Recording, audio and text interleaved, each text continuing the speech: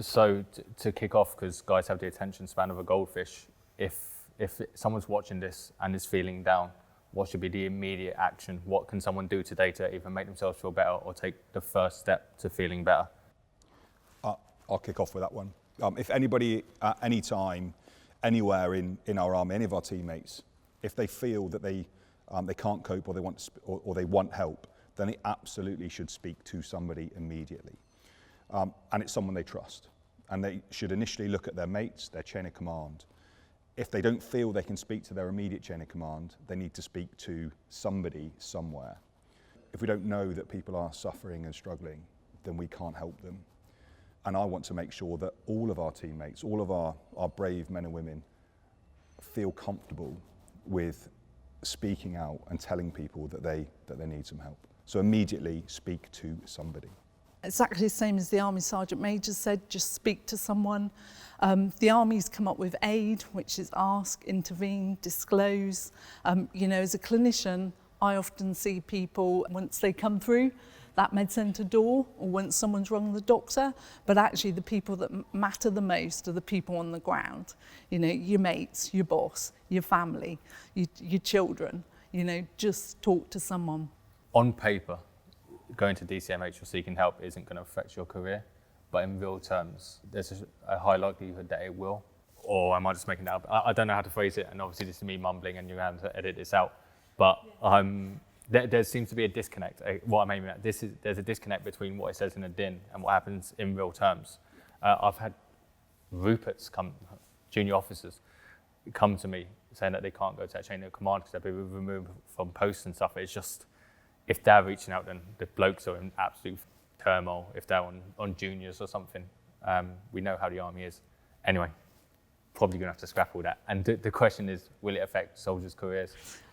Mental health, if it affects your employment standard, your medical grading, it may affect your career. But that is no different to a physical or a medical or a chronic issue.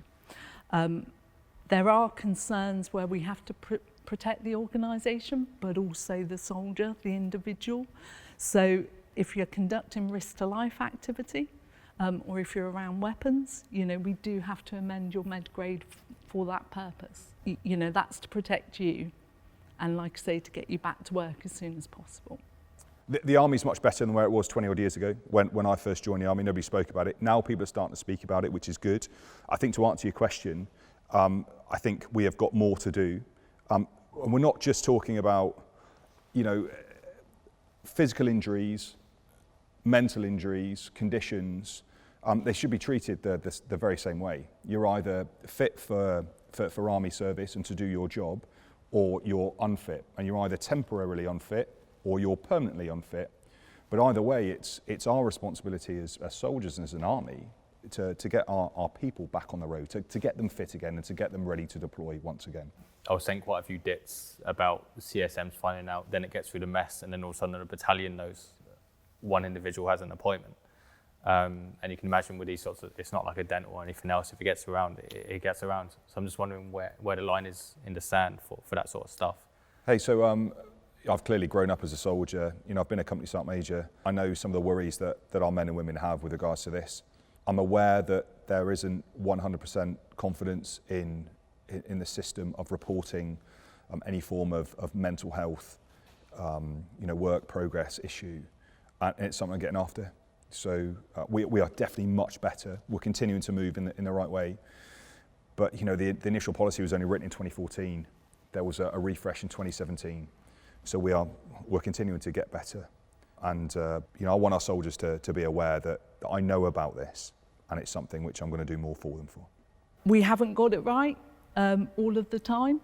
I think people sometimes confuse Data Protection Act and GDPR, just general personal information, which is to be protected at all times. Caldicott Guardian, which is the Med in Confidence, we are actively addressing that. We have put out policy direction on sort of commander's guides so people on the ground know what they should and shouldn't be saying. We had a military judgment panel at Army headquarters last week, so we'll look to move that forward.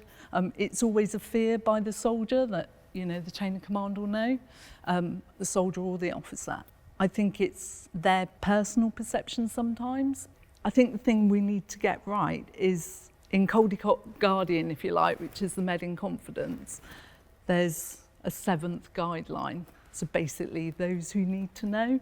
And that historically was from a lot of civilian cases when unfortunately children died of child abuse because organisations were stovepiped. So again, it's that, right, who needs to know? Where is this risk to life activity? You know, where do we need to keep this soldier safe? But that doesn't mean they've told your chain of command what is actually wrong with you. And some of it is training and education. So we'll put the commander's guides out, we'll readdress policies, so we only had that last week, so we'll make it a lot clearer.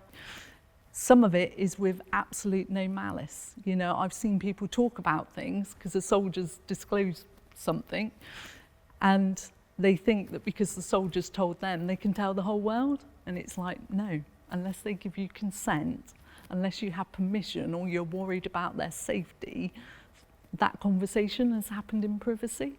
So it's that bit we haven't quite got right. One question was relating to DCMH and follow-up for missed appointments. If guys miss a dental, then Valhalla and the rest of the Vikings will come after them and smash them. But guys have just missed DCMH, gone off the radar and then no follow-up. Is that down to confidentiality or? Mum, should I take this? Yeah. So I'm one of those people as a company sergeant major that would be dealing with men and women missing appointments, and dental appointments, medical appointments, as in, you know, to the MO and stuff. They come through and they come to the diary and they are scheduled in, and you get the COS and you're like, hey, listen, get everyone dental, medical, whatever it is. And if they come back to me and let me know once they're all there, because nobody wants a did not attend, because you just get hounded by the RSM. The thing with DCMH is that's because it's medical in confidence. The company sergeant major doesn't know about that, and I think that's the right thing. So if somebody misses a DCMH appointment, then that's on them, because they're in specialist care right then. So they're outside of the battalion. They're getting some specialist treatment. If they miss that appointment, the company sergeant major will never know about it, and that is the correct thing. If then they've missed the appointment and DCMH become worried, then DCMH will reach out. They will either reach out to the individual personally, or they'll go to the welfare or someone else trusted within the battalion or the unit to then get hold of the individual to make sure that they're okay. I think it's more of an understand piece. What we don't want is, like we said earlier, about people knowing about people's medical appointments, and DCMH is still reasonably sensitive. We're trying to break that stigma away. It's another path for care. The last thing you want is it going on Part 1 orders. You know, Rifleman Payton missed his DCMH appointment, 2 extras, because then I'm getting extras. Everyone knows that I'm at DCMH and there's still that stigma attached, and I'm on guard. I mean, that's just not cool. Yeah. So that's why. So, you know, the message to soldiers is, if you're missing DCMH appointments, your company sergeant major is not going to know about it. So I got sent a few stories relating to actual incidents that have happened, and obviously we're going to keep them broad brush. But there was an incident of a guy that unfortunately tried to commit suicide with pills over leave.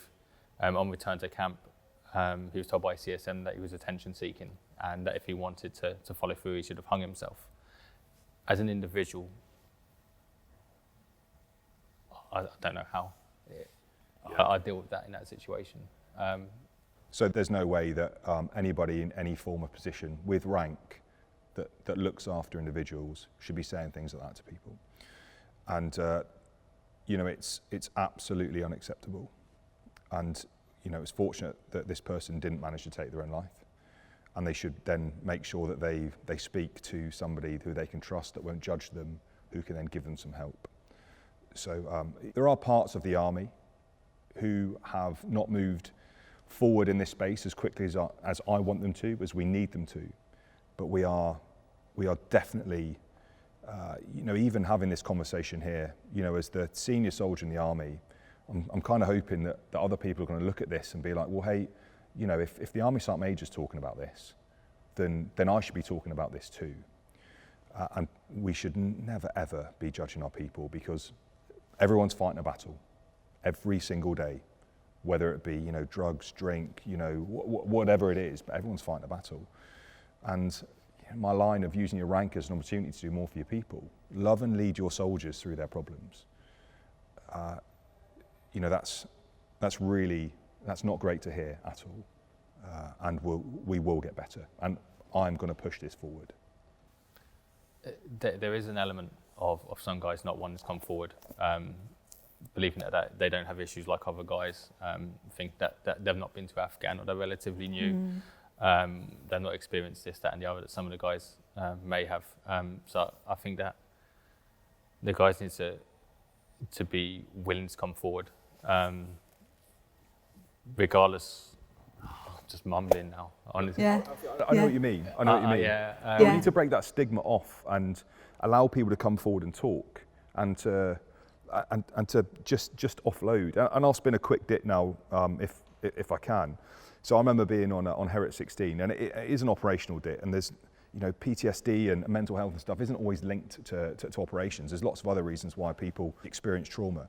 But I remember Herrick 16 was a reasonably punchy tool. It was really kinetic, and I was a company sergeant major for an operations company. So I'm dealing with combat, I'm dealing with soldiers who have seen combat, I'm dealing with soldiers who are wounded in combat. So I'm seeing it all day, every day. You know, I'm looking after soldiers, using trim and stuff, trying to make sure, you know, to keep them all on the road. And then somebody flew in, who came into my camp, and I saw everybody who came into camp. Anyway, this colonel got off the helicopter, came over, and he said, "Oh, have you got time for a brew, Sergeant Major?" I said, "Yeah, of course I do, sir." Yeah. So I took him away, sat down. He made me a brew, and I don't know how he did that. You know, with some of the soldiers, he just had that way about him. And he sat me down. He spoke to me for 2 hours. And afterwards, he said, "Do you know who I am?" And I was like, "I've got no clue who you are, Colonel." He was a mental health nurse, and he didn't tell me who he was or what he was until he finished. And do you know what? I still can't remember to this day what I said to him or what he said to me, but it's the way that he made me feel that I remember.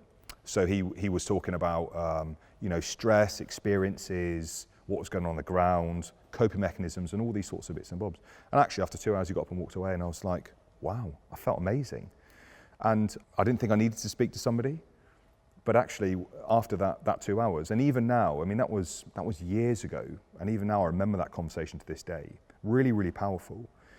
And I would encourage soldiers who maybe are not feeling themselves, are struggling a wee bit with a couple of bits, just to go and speak to somebody, because it can. I was amazed at the pressure that was released off my shoulders, just with that one incident. And like I say, it's not what he said that I remember; it's how he made me feel that I remember. And some of it's cultural as well. It takes some bravery for someone to ask for help. So, you know, if people watch something or in the unit, they think, yeah, that isn't the right reaction, you know, look after your muckers as well, you know, because it takes a lot of courage for someone to ask for help. So if they get knocked back, I'm worried that they won't come forward again. So it takes courage, but also it is part of that change, because, you know, an adverse reaction is quite often someone who's scared. You know, if someone comes up to them and says they just tried to kill themselves yesterday, it's a panic, you know, it's a reaction. They might not have the skills to know what to do with that. And that's why I think it's important that people, when they say, "Hey, how you doing?" they actually mean it now. Yeah.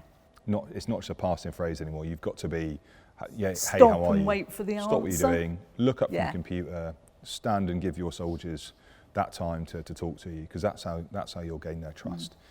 And they've got to feel that they're in an environment where they can talk completely open, where they're not going to be judged, where they're in a safe space, where the information isn't going to be broadcast all over the place.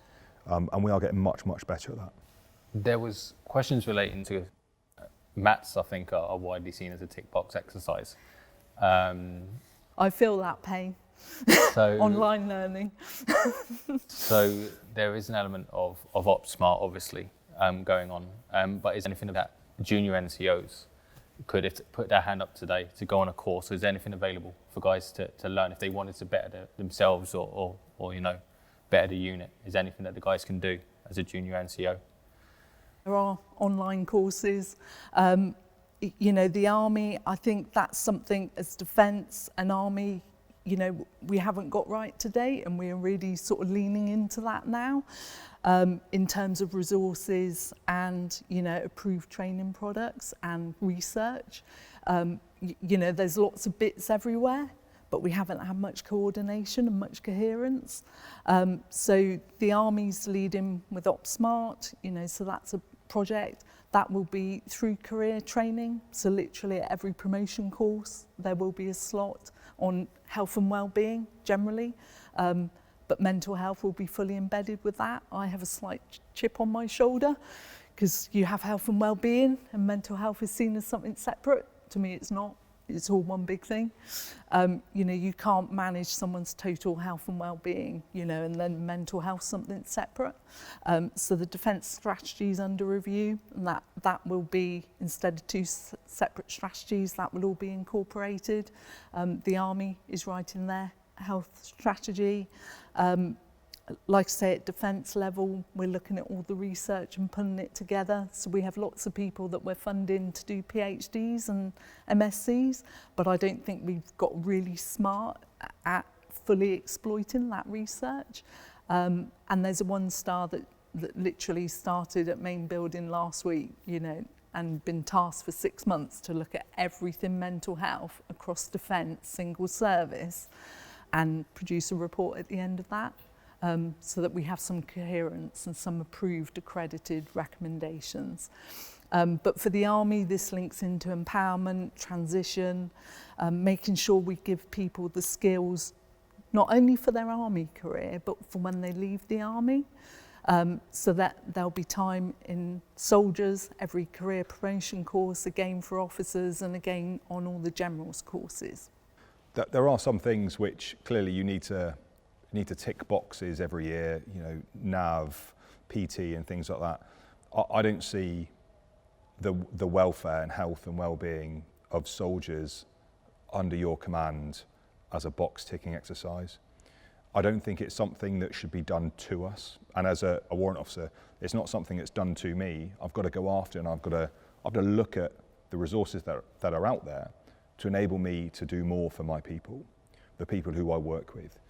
And I would urge every single soldier, regardless of rank, to look up the OPSMART products that are both on Defence Connect, but they're also on the British Army's website as well, the bog standard www. On the civilian side of the firewall, and all the products are there. We're all in the business of looking after our soldiers, leading our soldiers. I've always wanted our soldiers to be, you know, fit to run, fit to fight, fit to shoot. But now I want our soldiers also to be fit to think. So it's more than just follow me. Forever I've done follow me. Send me to Brecon, thrash me. Okay, I'm now qualified to say follow me into combat. But actually what I need our soldiers to do is say, not just follow me, but hey, take a seat. You know, what's going on? And then to use the more soft skills and the softer side to help our soldiers. And again, like I say, we're much, much better than we were 20 odd years ago. We've still got a way to go, but we're still learning, and so is the rest of the UK. The rest of the world is learning now how to help people and how to lead people using soft skills. But everybody, get onto OPSMART, have a look at the tools and use it. And it's not a tick box. It's a lifetime progression. It's a journey. It's now being done in phase 1 training. It's been done for soldiers and officers. It's in every single ALDP pathway course that our soldiers and officers do. You know, we train our body every day. We need to train our mind every day.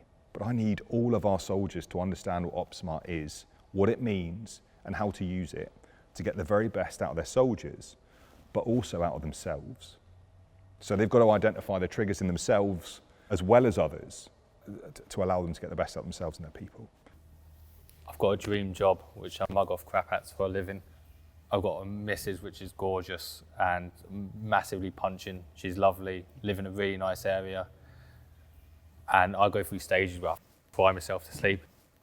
Depression just gets to me sometimes. It's horrendous. I can't even put my finger on it sometimes, which is even worse, because I remember when my dad died and stuff. At least you can go to sleep and think, at least I'm upset over that. Sometimes it just gets to me. Lock myself away for a couple of days and get over it. I can put 3 boots on cruise control, and it's gopping. And that's why I can relate to blokes when they message me, and it's not forces related, it's nothing, it's just gopping, absolutely gopping, and nothing can click me out of it. Just comes back round to being normal, I guess. Anyway, I just feel for blokes when they message me. They're messaging someone that they don't know, they're messaging someone that's just like a Facebook page marking off people not doing day sacks, and for some reason they can get it off their chest to me. And I appreciate that, because I honestly, sometimes I read individual stories, I think, what do I have to be upset about? And then I click out, then I'm normal again for a year. I'm happy now, actually. I'm just upset now because it's just ridiculous. Yeah, that's me. Done. Cheers. How do I follow that? Yeah, for me, I knew it was coming up, and it was a bit, do I look at people that I've line managed or patients that I've cared for? Because, just by pure default, before I joined the army and whilst in the army, I've come across a lot of sick people. As a healthcare professional, and like I say, in the army, it is fantastic when you get people back to work. And if they can't meet the requirements of their role in the army, and we've scoped every option, it's great to see them transition on and get a job outside and have a successful life outside. There are things that are completely beyond our control, like the Army Sergeant Major said. I've seen people, they've been in RTAs and their partner's been killed outright, their child's been killed outright, and we can absolutely support them through that process. We don't get it right all of the time. I personally have worked with 3 people or lived in the mess next door to people who have completed suicide. One a nurse, one a doctor. So if anyone should have known who to ask for help, a nurse and a doctor. The other one was an individual that I worked with, quite recently, who, the first thing you do is blame yourself. Because I'm like, well, come on, I'm approachable, I'm a nurse, I just sat one down from you, why didn't you tell me? But the big thing for me is, every suicide is a tragedy, but it's making sure we learn from it, and it's making sure we don't, have multiple casualties as a result of that everybody doesn't go away blaming themselves and never ever able to move on. But we do good. I've seen people transition in really good order, and I've seen people come back to work stronger than they were before. But we need them to tell us, we need to get them early, and then we got the greatest chance of recovering them and getting them to, excuse the pun, but everyone counts in the army, and we need everyone to be the best they can be, and that's me.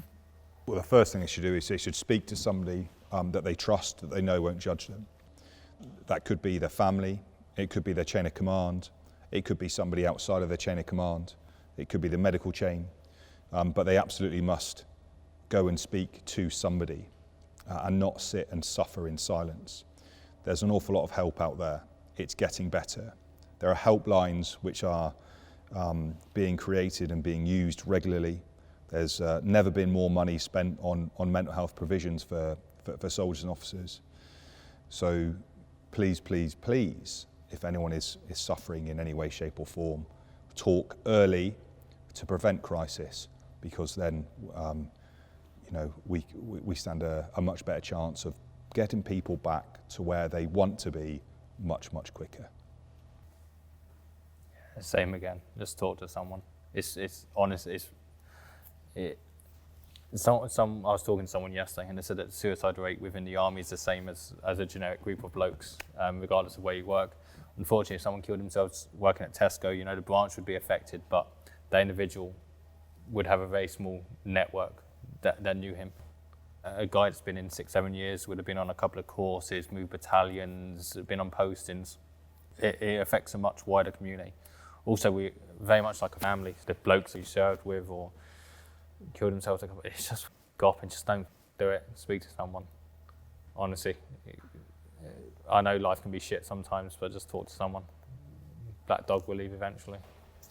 Yeah, from my perspective, we're not there yet, and we are moving forward. But in my idealistic world, I would like, mental health not to be discussed as a separate issue, you know, for it to just absolutely be in our DNA. And when you're talking to a friend or when you're commanding a soldier, you look at that soldier in the entirety, health and well-being, you know, and mental health not being something a bit different. To know your people and know your soldier, before you even start looking at any other aspect, you've got to know what makes them tick, what gets them out of bed in the morning, what motivates them, you know, where their levers are, where you're going to put them under stress and pressure. I hate the phrase, but that should be business as usual. It shouldn't be an add-on. It shouldn't be something different. It should be absolutely business as usual.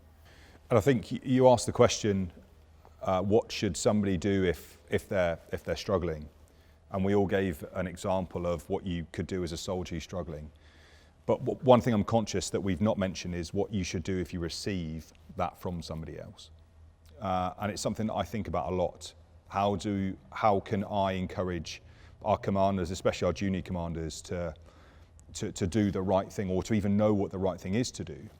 And my plea to anybody who is approached by anybody, any of our soldiers, any of our brave men and women, and someone, you know, opens up to them, just please make sure that we don't judge these people. It's flattering for people to come, if that's the right words. It's humbling for when people come to me and say, sir, I'm struggling with this. I'm not okay, cool. So don't judge them, listen to them, be interested in what they've got to say, and then have a conversation about it. And then if you need to maintain communication with that individual, then please do that.